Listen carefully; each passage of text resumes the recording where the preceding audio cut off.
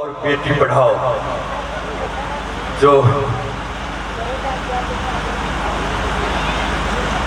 तो साहिब जी कह रहे थे कि हर एक प्रांत में लगभग देखा जाता है कि दहेज के बारे में और दहेज के प्रति पंजाब में लगभग 10,000 मामले ऐसे हैं जो दहेज के कारण हमारी बहनें को या उसके केस मुकदमा चल रहा है। लगभग 10,000 केसेस ऐसे हैं पे लटक रहे हैं।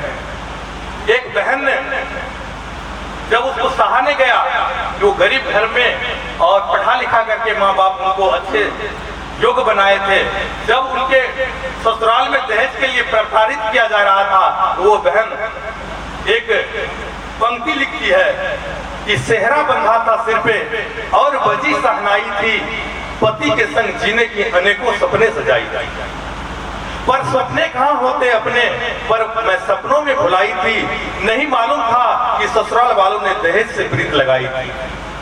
दहेज के आतंक ने मुझे इस तरह हिला दिया, कितनी जल्दी मैं मरूं इसलिए जहर मिला दिया।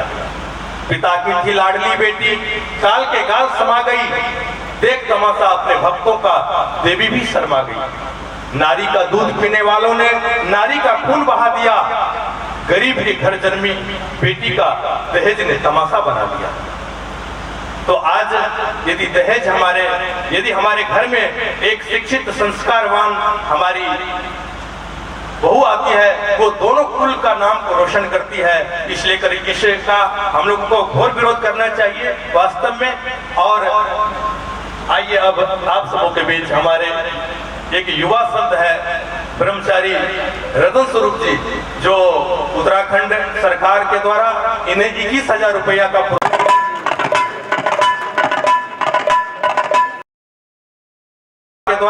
इन्हें 21,000 रुपया का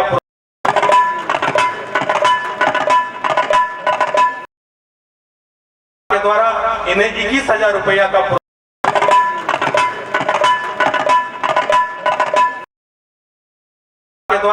इन्हें 21,000 रुपया का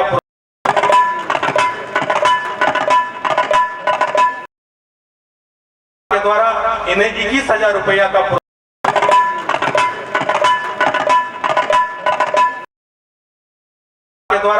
इन्हें 21,000 रुपया का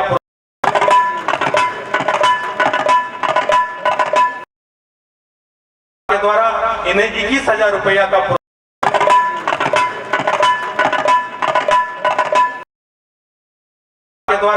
इन्हें 21,000 रुपया का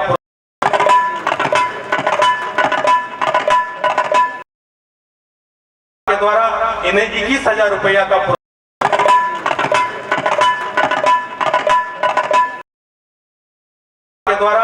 इन्हें 21,000 रुपया का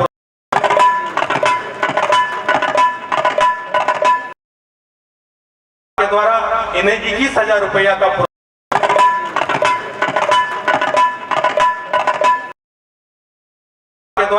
इन्हें 21,000 रुपया का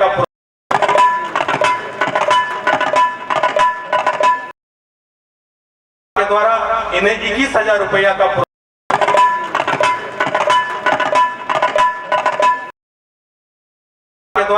इन्हें 21,000 रुपया का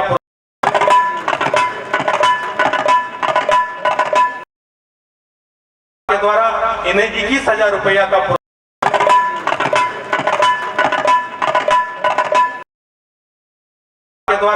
इन्हें 21,000 रुपया का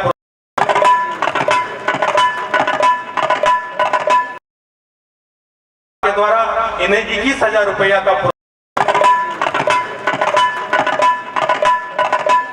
हीने सह समागमात, हीन व्यक्तियों के संसर्ग से व्यक्ति का मति हीन हो जाता है।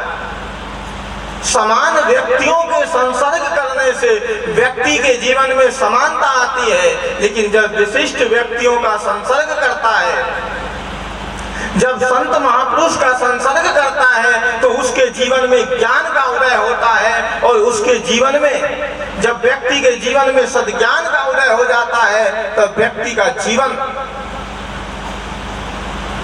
हो जाता है। शंकराचार्य जी ने प्रश्न पूछा कि किम जीवनम, जीवन क्या है? क्या खाना और सोना जीवन है?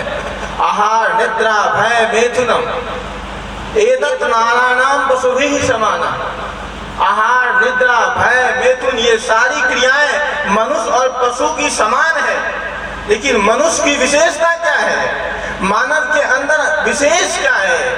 कहा कि ज्ञाने हीना ज्ञाने ज्ञान तेषाम अधिकम, तेषाम अधिकम किम ज्ञानम। उसमें एक ज्ञान की विशेषता है कि मनुष्य कर्म तो करता है, मनुष्य भोग तो भोगता है, मनुष्य सांसारिक प्राणी पदार्थों का उपभोग तो करता है, लेकिन ज्ञानानुकूल करता है। क्या खाना चाहिए, क्या नहीं खाना चाहिए, क्या पीना चाहिए, क्या नहीं पीना चाहिए, ये सोच करके जीता है मानव। वो मानव है। और वो समझ हमको कहाँ से मिलती है? वो समझ हमको सत्संग से मिलती है। वो समझ हमारे अंदर सत्संग में पैदा होता है। इसलिए इसलिए सत्संग को सर्वोत्कृष्ट कहा गया। सदगुरु कबीर साहब ने कहा कि संगति कीजिए साधु की, अरे और की व्याध, ओछी संगति कूड़ की, आठों पहर बात। कहा संतों की संगति करो, का परिणाम क्या होगा कि तुम्हारे अंदर जो मानसिक व्याधियां हैं, हमारे अंदर जो मानसिक व्याधियां हैं, मानसिक रोग है, मन एव मनुष्यानाम कारण बंधन मोक्षयो बंधाय विषयासक्तम मुक्तये निर्विषयम मनः। कि मन ही मनुष्य के जीवन में बंधन और मोक्ष का कारण है। आज आदमी का जीवन नरक हो गया है, आज आदमी के जीवन में दुख है, पीड़ा है, तो उसके मूल में है अज्ञान, और उसका निवारण होगा सत्संग से। हमारा मन तीर्थम किम समरो विशुद्धम, का तीर्थम परम किम, तीर्थ क्या है? का सबसे बड़ा तीर्थ है अपना मन विशुद्ध हो जाए, पवित्र हो जाए। और वो मन पवित्र होगा सत्संग में आकर के, संतों के शरण में आकर के। इसलिए किसी ने भगवान राम से, किसी ने भगवान कृष्ण से पूछा कि कहा कि संत और आप में भेद क्या है? कहा कि संत मिले तो समझना मैं मिल गया, अगर संत मिले तो समझना कि मैं मिल गया। लेकिन उससे भी ऊपर उठ करके भगवान राम ने कहा कि मोते अधिक संत कर लेखा। कहा कि मुझसे भी अधिक तुम संतों को जानो। अगर कहीं संत मिल जाए तो उसके जीवन, उसके आचरण को, उनके जीवन से शिक्षा लेकर के अपने जीवन को बदलें। इसलिए संतों की इतनी महिमा है। आज व्यक्ति चरित्र की पूजा करता है, चित्र की पूजा करता है, लेकिन आज चरित्र की पूजा नहीं कर रहा है। आज आदमी चित्र के पीछे भाग रहा है, लेकिन आज मनुष्य के जीवन में चरित्र नहीं है। हम चरित्र, हमारी परंपरा है, हमारी संस्कृति है। मातृदेवो भव, पितृदेवो भव, आचार्य देवो भव, यानी अस्माकं सुचरितानि तानि तयोपास्यानि नोहित्राणि। हमारे संतों के जीवन में जो सुचरित्र हैं, सुसंस्कार हैं, उनको अपने जीवन में अपना करके अपने जीवन का कल्याण कर लें। इन्हीं बातों के साथ मैं अपनी वाणी को विराम देता हूँ। बोलिए सद्गुरुदेव की जय। बहुत बहुत साधुवाद। टुकड़े हुए हजार, टूक टूक में देख ले साहिब का दीदार।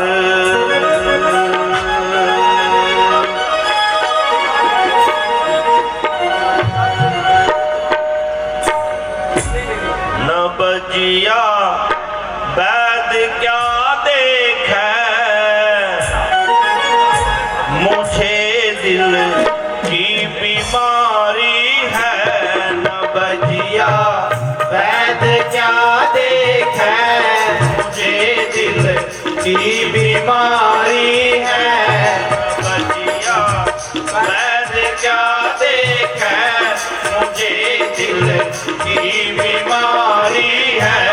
मुझे दिल की बीमारी है, मुझे दिल की बीमारी है, मुझे दिल की बीमारी है। न बजिया वैद क्या देखे, मुझे दिल की बीमारी है। न बजिया वैद क्या देखे, मुझे दिल की बीमारी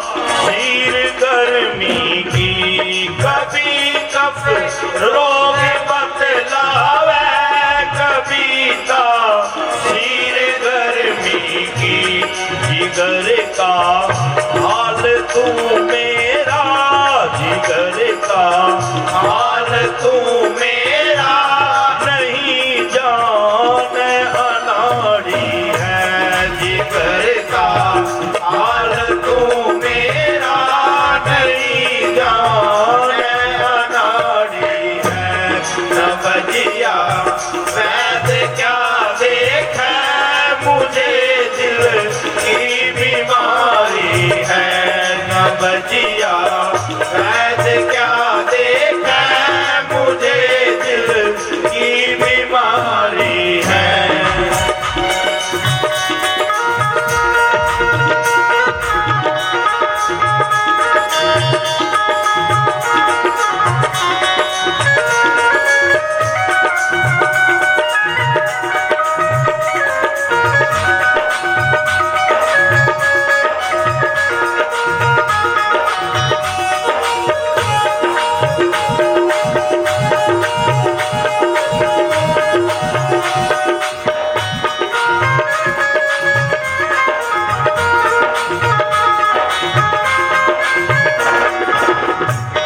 सनम की मोहनी मूरत बसी दिल बीच में मेरे देख मुझे दिल की बीमारी है नवजिया वैद क्या देख मुझे दिल की बीमारी है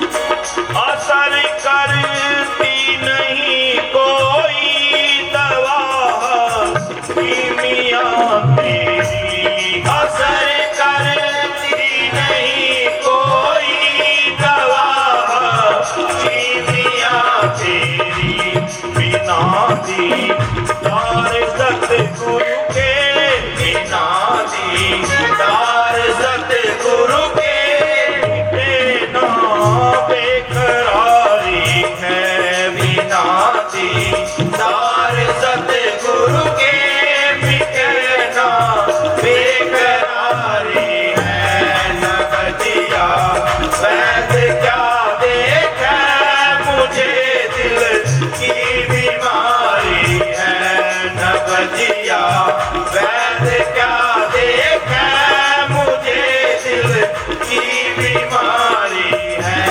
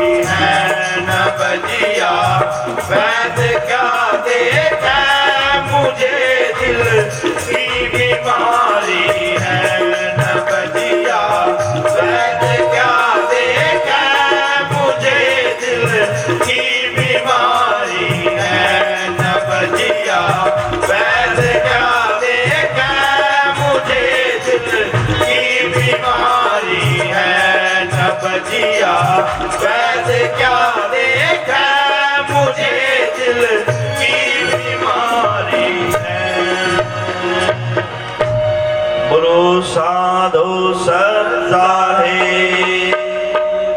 बहुत ही सुंदर भजन अभी श्रवण कर रहे थे। इसी बीच भंते डॉक्टर अमर ज्योति जो बुद्ध विहार मेहताब बाग आगरा से आए हैं, मैं निवेदन करना चाहता हूं कि वो भी अपने विचार 10 मिनट के अंदर रखेंगे। भंते डॉक्टर अमर ज्योति को बार बार नमन करते हुए उपस्थित हमारे बीच संत महापुरुषों को और सामने बैठे हुए धम्म प्रेमियों को मेरा बार बार नमन है।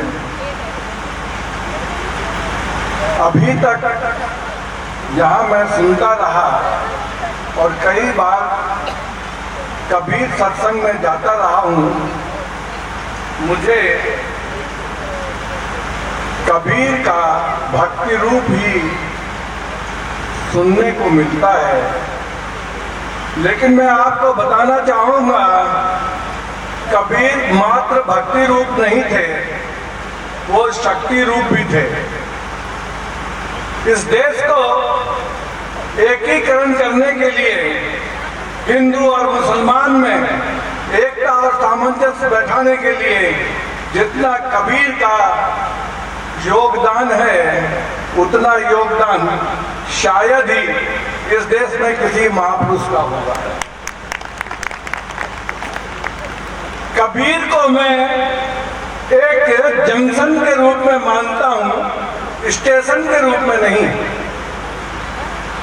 जंक्शन जैसे मुगल सराय जंक्शन है, इस जंक्शन से भारत की सभी बड़ी बड़ी गाड़ियां मुगल सराय जंक्शन से गुजरती हैं। उसी प्रकार चाहे बौद्ध मत के लोग हों, निरंकारी मत के लोग हों, चाहे कई मत के लोग हैं, चाहे नानक पंथी हो, चाहे रविदासी पंथ हो, सभी पंथ कबीर के जंक्शन से होते हुए निकलते हैं। मुझे तो लगता है दर्शन के परिप्रेक्ष्य में कबीर वो रिंच पाना है, कबीर वो रिंच पाना है जिससे मनुष्य के दुखों को, कष्टों को, उनकी पीड़ा को, उस रिंच पाना को कम और बेस करके सारे नट और बोल्टों को खोला जा सकता है और कसा जा सकता है। मेरे धम्म प्रेमियों, बुद्ध और कबीर एक प्राण दो शरीर। जो कुछ भी बुद्ध ने कहा मैं कबीर में देखता हूं, और जो कबीर ने कहा मैं उसे बुद्ध में देखता हूं। और रविदास, कबीर, नानक, ये जितने महापुरुष हैं उनको मैंने एक ही रेल की पटरी पर चलते हुए देखा है। लोग व्यर्थ ही आपस में लड़ते झगड़ते हैं कि ये बुद्ध की वाणी है, ये कबीर की वाणी है। मैं बहुत सी बातें आपको बताने के लिए आतुर था अगर मुझे अच्छा समय मिलता, लेकिन समय की कमी के कारण मैं अपनी बात को रख नहीं पाऊंगा। फिर भी मैं कहूंगा, कबीर ने कहा है साधु ऐसा चाहिए जैसे सूप लुभाए, सार सार सब गई ले छोटा नहीं उड़ा। और बुद्ध ने क्या कहा है, सारंच सार तो असारंच असार तो ते सारंच नादि गच्छन्ति। सम्मा संकल्प गोचरा, असार को सार और सार को सार समझे, इसी में भलाई है। और कबीर ने कहा साधु ऐसा चाहिए जैसे सूप डुबाए। और देखिए कबीर ने किस तरह से कहा है, पानी के ना बुदबुदा आसमान उसकी जात। और बुद्ध क्या कहते हैं, यथा बुबुलकं पस्से यथा पस्से मरीचिकं एवं अवेक्षतं लोके मच्छुरा न पश्यति। जैसे बुलबुला है जीवन का, और बुलबुला क्षण में खत्म हो जाता है, इसी तरह से ये जीवन है। कबीर ने कहा है, और देखिए कबीर में और बुद्ध में मुझे कितनी समानता दिखती है कि मुझे तो लगता है कि मैं जब कबीर होता हूँ तो बुद्ध भी हो जाता हूँ, और जब बुद्ध को देखता हूँ तो कबीर मेरे पास बैठा मिलता है। जो दिलवाई तेरे जो चकमक में आग, तेरा साईं तुझ में जाग सके तो जाग। अब इसी को बुद्ध ने 2,500 साल पहले का था, अत्ता ही अत्तनो नाथो को नासो परोसिया। ऐ इंसान, तेरा सब कुछ तेरे भीतर है, उसे जगा कर देख। लोग खुदा की बात करते हैं, खुदा में आगे एक आकार का डंडा है ना? क्या तुम खुदा को जान गए? खुदा का डंडा हटा दिया जाए, आकार हटा दिया जाए तो क्या होगा? खुद क्या तुमने अपने आप को जान लिया? तुमने अपने आप को जाना नहीं, और हम खुदा की बात करते हैं। इसी तरह से कतनी छोड़ करनी करे, अज्ञानी दिन रात कुकर सा भौंकत फिरे, सुनी सुनाई बात। इसी को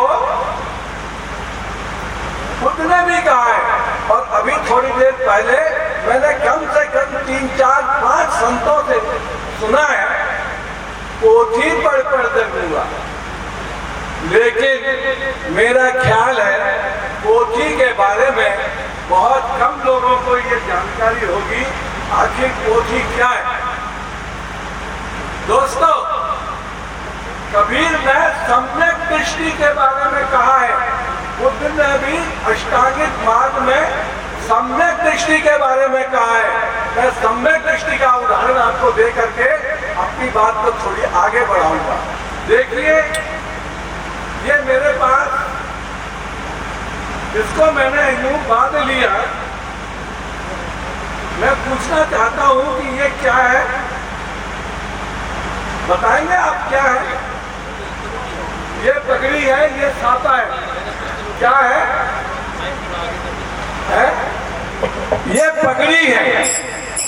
अगर मैं इसको, ठंड बहुत लग रही है, मैंने इसको यूं बांध लिया, अब ये क्या है? ये वो है बांधने के लिए मफलर। और अगर मैंने इसको, मेरी बहनें छाती पर यूं डाल देती है, अब ये क्या है? दुपट्टा, ओढ़नी, है ना?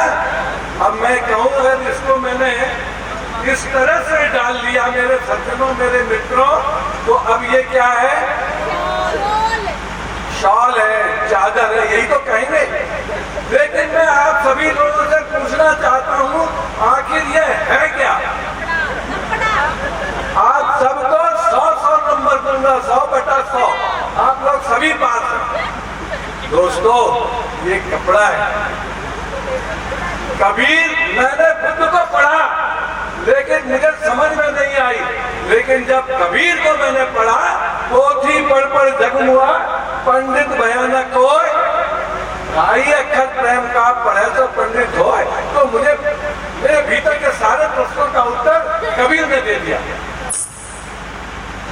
ये हनुमान जी की मूर्ति है, ये गणेश जी की मूर्ति है, ये शंकर जी की मूर्ति है, ये आप रामचंद्र जी की मूर्ति है। मैं पूछना चाहता हूँ, आखिर ये है क्या? ये सिर्फ पत्थर है, पत्थर है, पत्थर है, पत्थर। पत्थर को पत्थर समझो। जब आप इसको समझ जाओगे तो समझना आपके भीतर सम्यक दृष्टि हो गई। ये कौन है बैठी हुई है? किसी की माँ है, किसी की बहन है, किसी की चाची है, किसी की ताई है, किसी की बुआ है, किसी की मौसी है, लेकिन वो है कौन? नारी है, नारी। इसलिए कबीर चाहते तो लिख सकते थे अपनी किताब में, गीता और रामायण पढ़ पंडित भयानक होय, और 2.5 अक्षर प्रेम का पढ़े तो पंडित हो। वो लिख सकते थे क्या? वेद और शास्त्र पढ़कर, बाइबल और कुरान पढ़कर पंडित भयानक हो, लेकिन उसने ऐसा नहीं लिखा साथियों, उन्होंने लिखा पोथी। ये सब क्या है? पोथी है, सिर्फ ये किताब है। और किताब का ज्ञान सिर्फ ज्ञान होता है। भीतर जो किताब है हमारे भीतर ज्ञान की, अगर उसे आप पढ़ लो तो आप भी कबीर हो जाओगे, आप भी बुद्ध हो जाओगे, आप भी रविदास हो जाओगे, आप भी मोहम्मद हो जाओगे, आप भी ईसा हो जाओगे। मैं अधिक समय नहीं लूंगा, लेकिन मेरे भीतर बहुत विचार थे। फिर भी मैं एक छोटा सा उदाहरण और दे करके अपनी बात को विराम दूंगा, क्योंकि यहाँ मैंने बहुत सी माताओं को देखा है बैठी हुई है, तो माताओं को समर्पित करता हूँ मैं अपनी बात को।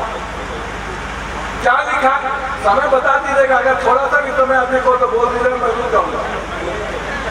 मेरी माताओं और बहनों, बुद्ध ने लिखा है, बुद्ध ने लिखा है, अकोच मन अवध मन अजन मन अहास में ये जतन रूप नयंदी वैरंते सुपना सम्मति। मुझे मारा, मुझे गाली दी, मुझे पीट लिया, मेरा सामान छीन लिया, मेरा राज छीन लिया, मुझे गाली दी, मेरे साथ ऐसा व्यवहार किया, वैसा व्यवहार। जो ऐसा सोचते हैं उनका क्या वैर शांत नहीं होता है, वो गांठ बना लेते हैं। क्या बना लेते हैं? गांठ बना लेते हैं। तो मित्रों, मैं पोथी पर एक विचार और था, वो दे करके फिर अपनी बात पर आऊंगा कि कंकड़ पत्थर जोड़कर नई मस्जिद चुना, तापर चढ़ मुल्ला बांध दे, क्या बहिरा हुआ खुदा? कबीर ने ही तो कहा है, अगर वो चाहते तो ये लिखते। क्या लिखते? वो लिखते कि चिप्स और मार्बल से बना करके मस्जिद बनाई है, सीमेंट से और गाटर से ये मंदिर बनाया है, और ये वो बनाया है। ये नहीं साथियों, कबीर बहुत होशियार आदमी थे। उन्होंने कहा कि ये मंदिर, ये मस्जिद, ये गुरुद्वारा, ये गिरजा और ये बुद्ध विहार, चाहे जैन मंदिर हो, ये क्या है? कांकड़ और पाथर है भैया, और हम कांकड़ पाथर के लिए लड़ रहे हैं। ये राम जन्मभूमि होनी चाहिए, नहीं जी, ये बाबरी मस्जिद होनी चाहिए, हम ईंटों के लिए लड़ रहे हैं। अरे दोस्तों, तक आकर के मर गया मजहब, अब लड़ रही है ईंटें, मंदिर और मस्जिद। तो मेरे मित्रों, मैंने जो अभी आपको कहा, कोच मंग अवध मंग अजनी मंग आज में ये तक अपने अंदर सम्मति, मैंने आपको बताऊं कि मैंने अपने जीवन में देखिए, ये क्या है? ये बहुत लंबा है, ये होगा 1 मीटर से ऊपर है साथियों। कितना? इसका एक कोना जन्म है और ये कोना एक मृत्यु है। एक जन्म है, एक मृत्यु है। एक जन्म है और एक मृत्यु है, और इसके बीच में ये क्या है? ये क्या है? ये जीवन है, जीवन आपका मूल्यवान जीवन है। और उसने मुझे गाली दी, अच्छा उस साले को मैं देखूंगा। मैंने अपने मन में एक गांठ बना, अरे बहू ने मेरी तो कोई बात ही नहीं मानी, मेरे को ये सामान नहीं दिया, सबने अचार खाया, मैंने तो अचार मेरे को बहू ने दिया नहीं, कुछ खा गई। मैंने सास ने अपने मन में एक गांठ बना दी। पड़ोसी ने मेरे घर के सामने कीचड़ डाल दिया, मुझे बहुत गुस्सा आया, तो मैंने फिर एक गांठ बना ली साथियों। और देखिए, सभी संत यहाँ बैठे हुए हैं और सबों को एक सत्तर नमस्कार करते हुए चला गया, मुझे तो नमस्कार किया नहीं। मैंने उसके प्रति एक गांठ और बना ली। इसी तरह से बहू ने गांठ बना ली, क्या? अपने मन में कि मेरी सास अच्छी नहीं है। देखो, पीएम जा रही थी तो मुझे तो उसने मंगलसूत्र नहीं दिया और साड़ी भी नहीं दी, कंगना भी नहीं दिया, मेरी सास बहुत। हमने क्या किया? एक गांठ और बना ली। तो मेरा कहना है दोस्तों, मैं अपनी बात का विराम दूंगा क्योंकि समय हो रहा है। अब ये बताओ, ये जो था कपड़ा, ये अब बड़ा हो गया या छोटा हो गया? यही बात है, जितनी गांठें आप अपने मन में बनाओगे तो तुम्हारा जीवन कैसा हो जाएगा? छोटा हो जाएगा। जुआ खेलकर, दारू पी के, सट्टा लगा करके, बीड़ी सिगरेट पीकर और दुनिया भर के ऐबों को पालोगे तो जीवन कैसा हो जाएगा? छोटा हो जाएगा। और साथियों, इसके साथ मैं बोलता हूँ कि अब इस गांठ को खोल दो। मेरी बहनों से कहता हूँ, अपनी सास से मत लड़ो, अपनी बेटी से मत लड़ो, अपने भाई से मत लड़ो। मैं इस गांठ को खोल रहा हूँ। मैं अब अपने पड़ोसी से लड़ूंगा नहीं। मुझे करुणा और मैत्री चाहिए, प्यार चाहिए दुनिया में। कबीर ने यही तो कहा है कि ढाई अक्षर प्रेम का पढ़े तो पंडित हो, तो पंडित बनो ना, ज्ञानी बनो, क्यों मूर्ख बनते हो? ये गांठों को खोल दो मेरे मित्रों। अपने जीवन में गांठ मत पालना। अगर आपने गांठ पाल ली, जीवन छोटा हो जाएगा। और गांठ खोल दी, गांठ मिटा दी, तो ये जीवन बसंत ऋतु की तरह फूल खिलेंगे आपके जीवन में। मेरे मित्रों, ये गांठ होम्योपैथी में क्या कहती है, आयुर्वेद क्या कहता है कि सबसे पहले ये गांठ मन में मनोपवनमा धम्मा मनोसेठा मनोमया मनसा से पदुत्थान भाषत्वा करोति वा ततो न। मन में ही सभी विचार पहले आते हैं। मुझे जलेबी खाने का मन है तो मैं तभी तो जाऊंगा बाजार में, नहीं तो मैं जलेबी कैसे खाऊं? पहले मन होता है। मन में गांठ पड़ी तो मेरे दिमाग में टेंशन हो गया, और जब टेंशन हो गया तो मैं डॉक्टर के पास गया। डॉक्टर क्या कहता है, पहले सिटी स्कैनिंग करा के लाओ। मैं गया सिटी स्कैनिंग कराने के लिए, तो डॉक्टर कहता हो आपका ब्रेन ट्यूमर है। ट्यूमर मतलब गांठ। औरत है तो उसके बच्चेदानी में ट्यूमर है। पहले तो दिमाग में ट्यूमर होता है और बाद में शरीर में ट्यूमर होता है। याद रखो, अपने इस ट्यूमर को मारना है तो मन की गांठों को तोड़। अपने मन में जो आपने संवेदनाएं बनाई है उसको खत्म करे। यही बुद्ध का मार्ग है, यही कबीर का मार्ग है। और ध्यान रखना मेरे मित्रों, जुबान आपकी बड़ी कड़वी है, बहुत बुरा बोलते हो और रोज मिठाई भी खाते हैं। आप मिठाई खाते हैं लेकिन जुबान आपकी कड़वी है, और इसलिए कुदरत कहती है कि ठीक है और जलेबी खाना है, मीठा खाना, ले चीनी, ले शक्कर, कितना खाएगा तू खा, तेरी जुबान कड़वी है, इसलिए शक्कर कितना चाहिए, बोरी की बोरी हमारे शरीर में कुदरत डाल देती है। अब क्या कहते हैं, तुमको डायबिटीज हो गया है। अगर तेरी जुबान मीठी होती तो डॉक्टर तुम्हें नीम और करेला खाने के लिए नहीं कहता। आपने मेरी बात सुनी, आपको अच्छा लगा, और मैंने 10 मिनट से शायद 1 मिनट अधिक ले लिया हो। आप सबका कल्याण हो, भगवान बुद्ध और कबीर की शिक्षाओं को ग्रहण करें, आपका जीवन में बसंत होगा, खिल जाएंगे फूल। जितने ये फूल करुणा और मैत्री के, प्यार के, मित्रता के, सौहार्द के, न्याय के और क्षमता समानता की बात कर लो। भगवान बुद्ध ने जो कहा, कबीर ने भी वही कहा, जात पात छोड़ो, धर्म के झंझट से अलग हो जाओ और एक नया समाज बनाओ, एक नए समाज का संरचना करो। यही कबीर ने कहा। आपको धन्यवाद, आपने मेरी बात सुनी। जय भीम, नमो बुद्धाय, जय कबीर, जय रविदास, जय दयानंद। बहुत ही सुंदर उद्बोधन।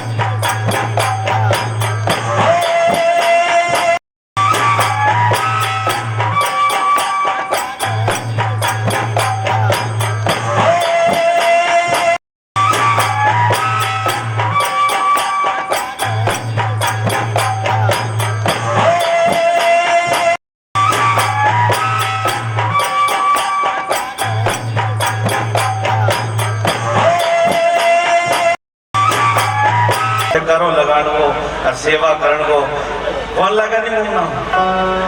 बोलो साधो सत साहेब।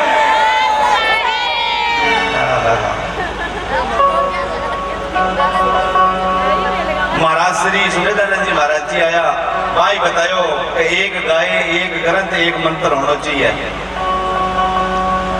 और महाराज जी आप ही बतायो ससुबू की गांठ खोल लो पर गा तो बनी गा होती तो बड़े शांति होती।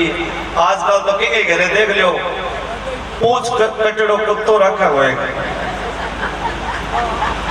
पहली गा पर हाथ फेरता अब भी गंडक पर सारा दिन मैंने चमकाए रखा है गोडरेज अलमारी चमकावा तो जयकारो गठू लगा हनुमान जी और लगा नहीं। अभी पिछले दिन हमारी गली में लड़ाई हुई पर बताऊ है जो बोबरा चाह बना दे कुत्ता ने बुल मारन ला रही सुनियो कोनी मैंने कई देर तक वो लड़कड़ियों का तन्ना मैं चाह हो गयो गली में लड़ा गया भी पति देव है भगवान हो है तू चाह क्यों को नहीं बनाई।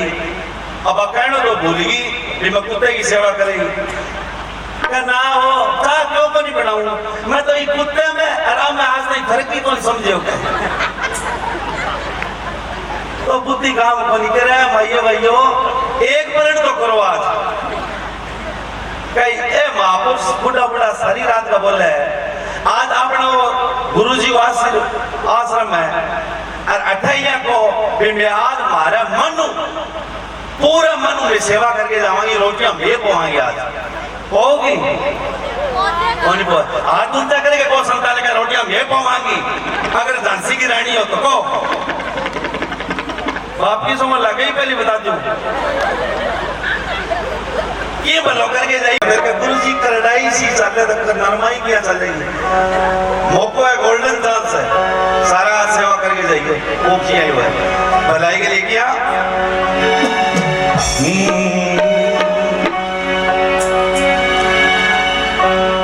ओके है डायरी पूरी पोथी है महाराज जी कहानी पोथी हमें की बोली मैं क्यों खड़े हुए हूँ कहते तो आप सेवा करोगे नहीं थारा में ऊर्जा आवेगी ताकत आवेगी जान आवेगी मन लगो पालो मैं कोई एक भजन बोलती हूँ तो मेरे ही पसीनो आ जाए कि मैं कोई आनी जान को नहीं मेरा भजन मतलब को नहीं हो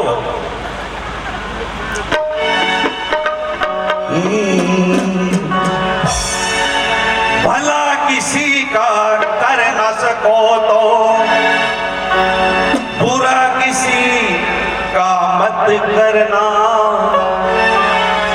उस पे नहीं बन सकते हो तो कांटे बन कर मत रहना। अगर देखी को भलो ही ना कर सका तो कि वो बुरो ही नहीं सोचना चाहिए हनुमान जी।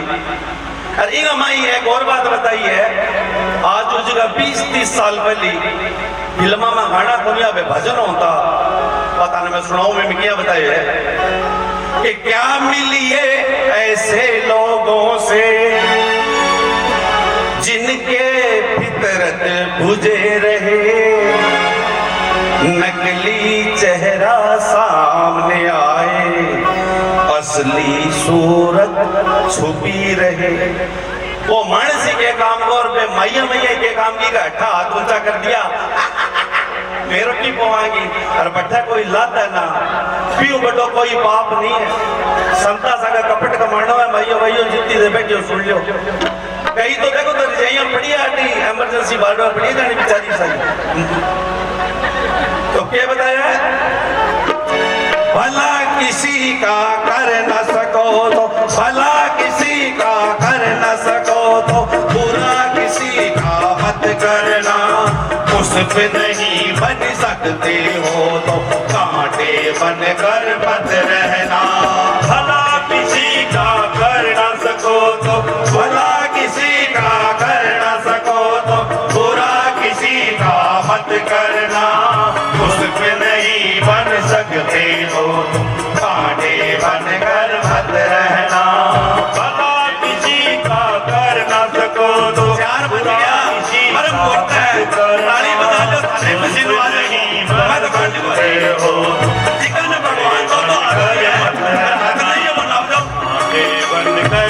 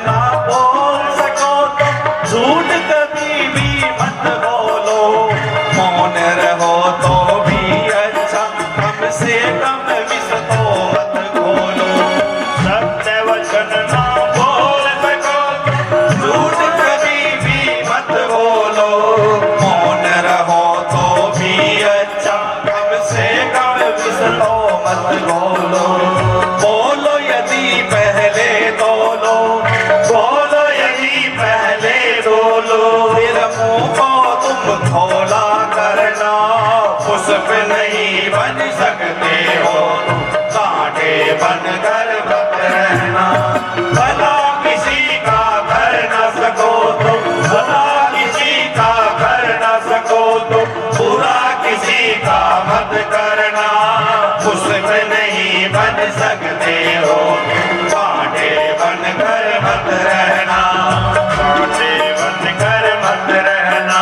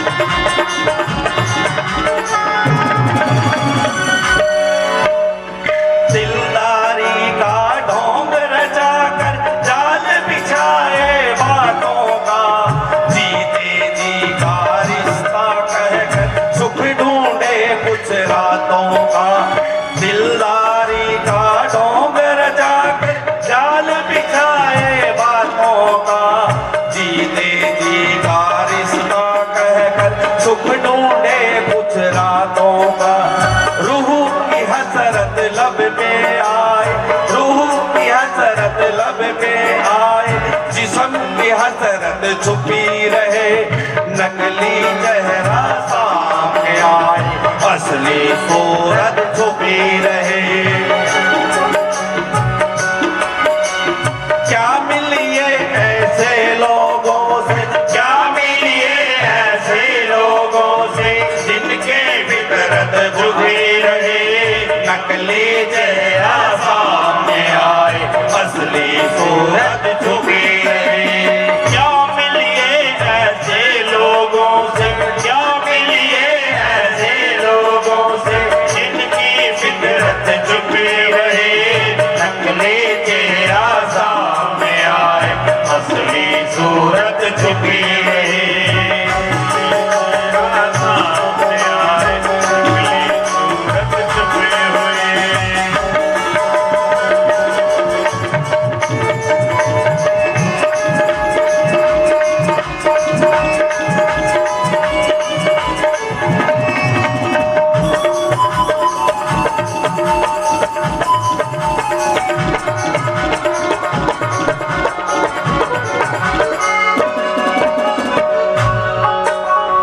घर न किसी का बसा सको तो झोपड़ियां न गिरा देना, मरहम पट्टी कर न सको तो छार नमक न लगा देना। घर न किसी का बसा सको तो झोपड़ियां न गिरा देना, मरहम पट्टी कर न सको तो छार नमक न लगा देना। दीपक बन कर जल न सको तो, दीपक बन कर जल न सको तो, अंधियारा भी मत डरना। पुष्प नहीं बन सकते हो, कांटे बन कर मत रहना, बन कर मत रहना।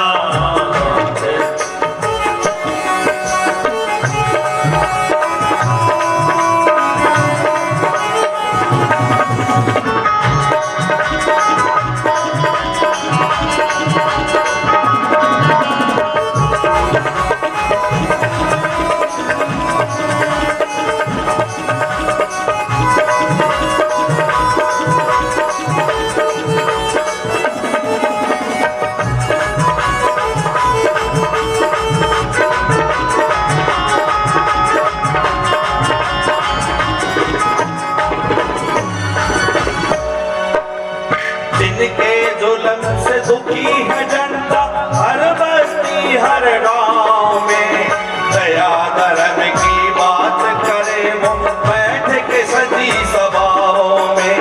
जिनके जुल्म से दुखी है जनता, हर बस्ती हर गांव में, दया धर्म की बात करे वो बैठ के सजी सभाओं में। कान की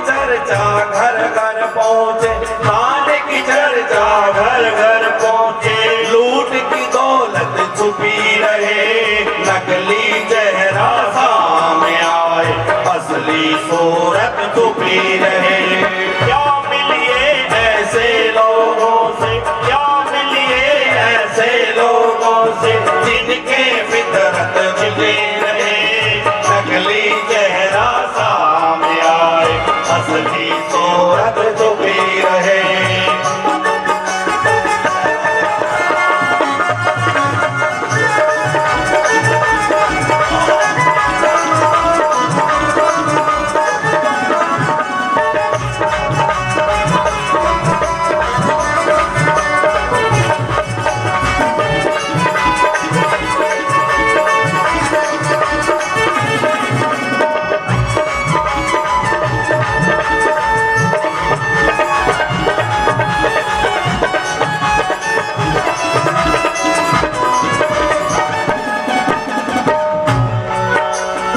अमृत नहीं पिला सकते तो जहर पिलाते भी डरना। धीरज नहीं बता सकते तो काम किसी के मत करना। अमृत पिला नहीं सकते तो जहर पिलाते भी डरना। धीरज नहीं बता सकते तो काम किसी के मत करना। राम नाम की माला लेकर, राम नाम की माला लेकर सुबह शाम रटते रहना।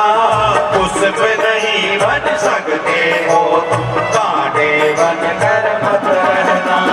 भला किसी का कर न सको तो, भला किसी का कर न सको तो बुरा किसी का मत करना। उस पे नहीं बन सकते हो तुम, कांटे बन कर मत रहना।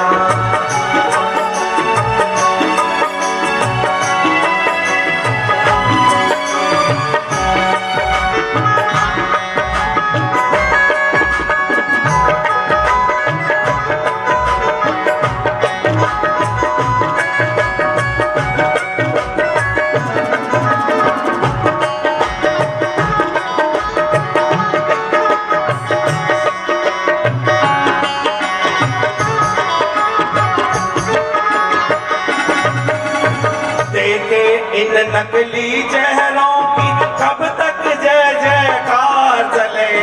उजले कपड़ों की तह में कब तक काला संसार चले। देखे इन नकली चेहरों की कब तक जय जयकार चले। उजले कपड़ों की तह में कब तक काला संसार चले। कब तक लोगों की नजरों से, कब तक लोगों की नजरों से छुपी हकीकत छुपी रहे। नकली चेहरा सामने आए, असली सूरत छुपी रहे। क्या मिलिए ऐसे लोगों से, क्या मिलिए ऐसे लोगों से जिनके कुदरत छुपे रहे। नकली चेहरा सामने आए, असली सूरत छुपी रहे। नकली चेहरा सामने आए, असली सूरत छुपी रहे। नकली चेहरा सामने आए, असली सूरत छुपी रहे। बोलिए भक्त और भगवान की जय हो। बोलिए मंच पर विराजमान संतों और मंतों की बहुत बहुत साधु संत साहेब बहुत सुंदर भजन अभी प्रस्तुत कर रहे थे श्री रतन सिंह शेखावत जी। बहुत ही सुंदर भजन और बहुत बहुत आशीर्वाद साधुवाद संत समाज की ओर से। अब मैं मेरे साथ बैठे हुए हैं ब्रह्मचारी राकेश जी, उनके विचार 5 मिनट के अंदर श्रवण करेंगे। और मैं चाहता हूं जो भंते जी बैठे हैं, अंतिम मुनि का भाषण होना चाहिए। उसके बीच में हमारे ज्ञान स्वरूप साहब जी हैं, उनके भी 5 मिनट विचार लेंगे। अंतिम में भंते जी के द्वारा पूर्णाहुति किया जाएगा। हाँ बिल्कुल बिल्कुल। तो आइए श्रवण करते हैं ब्रह्मचारी राकेश जी के द्वारा। ये कनखल में अभी विद्या अध्ययनरत है और पहली बार इस कार्यक्रम में आए हुए हैं। तो आइए इनके विचार श्रवण करते हैं।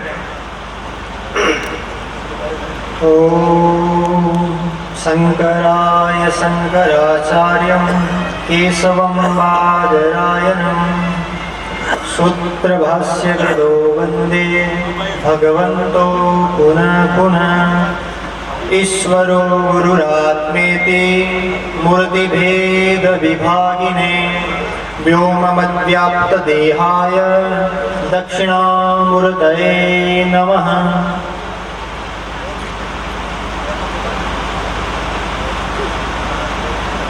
परम पूज्यपाद परम करुणामय अकारण करुणा वर्मालय भुवन मंगल अलौकिक लीला माधुरी से परिपूर्ण परम पूज्य गुरुदेव स्वरूप इस कार्यक्रम के सूत्रधार स्वामी जी महाराज श्री जी का मुझे 5 मिनट मिला है बोलने के लिए, इसलिए जो है मैं अपनी बात रखना चाहूँगा। आज से 4 साल पहले मैं महाराज जी से हरिद्वार में मिला था, तो महाराज जी का प्रेम, महाराज जी की करुणा, जैसे एक पिता अपने पुत्र से, एक माता अपने बेटे से और एक गुरु अपने शिष्य से जैसे प्रेम करता है, वैसा प्रेम महाराज जी का मुझे मिला और मिल रहा है विगत 4 वर्षों से। और मेरे बगल में बैठे हुए मंच का संचालन कर रहे महाराज श्री प्रकाशानंद जी महाराज, बड़े गुरु भाई मित्र और मेरे परम स्नेही, जिनसे मिलना हमारा हरिद्वार में तो होता ही रहता है। तो महाराज श्री जी की आग्रह पे, महाराज श्री जी की कृपा से मेरा यहाँ आना हुआ। बात चल रही थी कि अपने आप को ढूंढो, तो अपने आप को ढूंढने के लिए देखो, मेरे सामने मेरी मातृशक्ति बैठी हुई है, बहनें बैठी हुई है, नौजवान युवा साथी बुजुर्ग बैठे हुए हैं। आप सबके सामने मैं एक ही बात रखना चाहूँगा कि देखो, ये हमारा जीवन जो है ये एक यात्रा है और ये एक अज्ञात यात्रा है और हमें इसका कोई ज्ञात नहीं। अगर ज्ञात होता तो हम आज ऐसे संसार के झगड़ों में, इन झूठे धंधों में और इस माया जाल में नहीं पड़े रहते। संत महापुरुष की शरण में जब हम जाते हैं तो वहीं पे हमारे मोह का, हमारे मन की जो मलिनता है, उसका जो मेल है, वो संतों के सत्संग रूपी साबुन से जो है हम धो सकते हैं। कहते हैं कि चंदनम शीतलम लोके चंदनादपि चंद्रमा चंदन चंदन योर मध्य शीतल है साधु संगति। कि चंदन सबसे शीतल होता है और चंदन से भी शीतल होता है चंद्रमा, और चंदन और चंद्रमा से भी एक चीज और शीतल होती है, वो होती है साधु की संगति। इसलिए जब साधु का, संतों का संग मिलता है तो उस सत्य की पहचान हमें होती है। वो सत्य का मार्ग हमें उस परम गंतव्य तक पहुंचाने का कार्य करता है, तो वो केवल सत्संग। कबीरदास जी महाराज बहुत अच्छी बात कहते हैं कि पानी में रहकर मीन प्यासी, मोहे सुन सुन आवत हासी, आत्म ज्ञान बिन नर भटकत है, कहाँ मथुरा कहाँ काशी, सब घट में है हरि कर देखो ढूंढत फिरे उदासी, मीरा के प्रभु गिरधर नागर सहज मिले अविनाशी। कबीरदास जी ने कहा है कि पानी में रहकर ही मछली प्यासी रहती है, और अगर वो पानी से अलग होती है तो थोड़ी देर के लिए ही वो जी पाती है, वरना उसके प्राण पखेरु उड़ जाएंगे। तो पानी में रहकर मीन प्यासी और मोहे सुन सुन आवत हंसी, यानी कि पानी में रहकर मछली प्यासी है, इसलिए मुझे सुन सुन के हंसी आ रही है। पानी में रहकर मीन प्यासी, मोहे सुन सुन आवत हासी, आत्म ज्ञान के बिना नर भटकत है। क्योंकि जब तक हम खुद से नहीं मिलेंगे आत्मज्ञान नहीं होगा तब तक इस 84 के चक्रों में बार बार आना जाना लगा रहेगा। इसलिए आत्मज्ञान, और संत हमें क्या करवाते हैं, महाराज जी के, अभी महाराज जी के बारे में जो सब संतों ने कहा कि महाराज जी कुछ बोलते नहीं हैं, और वो हमसे वही करवाते हैं, क्योंकि हमसे वो वही करवाते हैं, और जो हमें होना है, हम जो हो जाना चाहते हैं वही कार्य महाराज जी हमसे करवा रहे हैं। इसलिए संतों का संग इस मनुष्य जीवन के लिए बहुत ही दुर्लभ है, और हम तो बहुत बड़े भाग्यशाली हैं कि देखो, मनुष्यत्वम मुमुक्षुत्वम महापुरुष संश्रय दुर्लभम त्रेय में दिव्य वैकुंठ प्रिय दर्शनम। एक तो हमारा मनुष्य होना, और दूसरा मुमुक्षु होना, और तीसरा महापुरुषों का संग हमें प्राप्त होना। ये बहुत बड़ी भाग्य की बात है, हमारा बहुत बड़ा अभाग्य है कि हम सब जो है संत महापुरुषों के चरणों में बैठने का, सत्संग सुनने का हम सबको सौभाग्य प्राप्त हुआ। और मैं अपने आप को बहुत बड़ा भाग्यशाली समझता हूँ कि महाराज श्री जी के आशीर्वाद से, महाराज श्री जी के प्रेम से, उनकी करुणा, उनके प्यार दुलार से जो मुझे आज इतने सभी संत महापुरुषों के, विद्वानों के दर्शन करने को मिले, और आप सब महाराज श्री जी के जितने भी शिष्य परिवार हैं उन सब का भी मुझे दर्शन हुआ, और मैंने भी इतनी मतलब की शांति, आप अपना जो शांति का दान दे रहे हैं, ये बहुत कम देखने को लिए मिलता है, क्योंकि हम भी मंचों पे जाते रहते हैं कार्यक्रम के लिए, लेकिन हमने भी ऐसे वक्त नहीं देखे।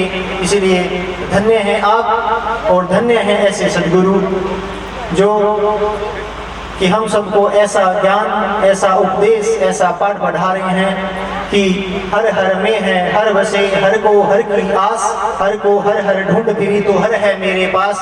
तो यानी कि वो कहीं भी नहीं है, वो हर हर में है, हर है, और हर को ही हर की आस है, और हर को हर हर ढूंढ फिरी तो हर है मेरे पास। इन्हीं शब्दों के साथ आज 30वां ब्रह्मलीन स्वामी प्रेमदास जी महाराज पूज्यपाद, उनको मैं अपने भावपूर्ण शब्दों से श्रद्धांजलि एवं वाक पुष्पांजलि अर्पित करता हूँ, समर्पित करता हूँ। ओम शांति शांति शांति। बहुत बहुत साधुवाद, बहुत ही अच्छा उद्बोधन ब्रह्मचारी राकेश जी के द्वारा श्रवण कर रहे थे। अब मैं निवेदन करना चाहता हूँ।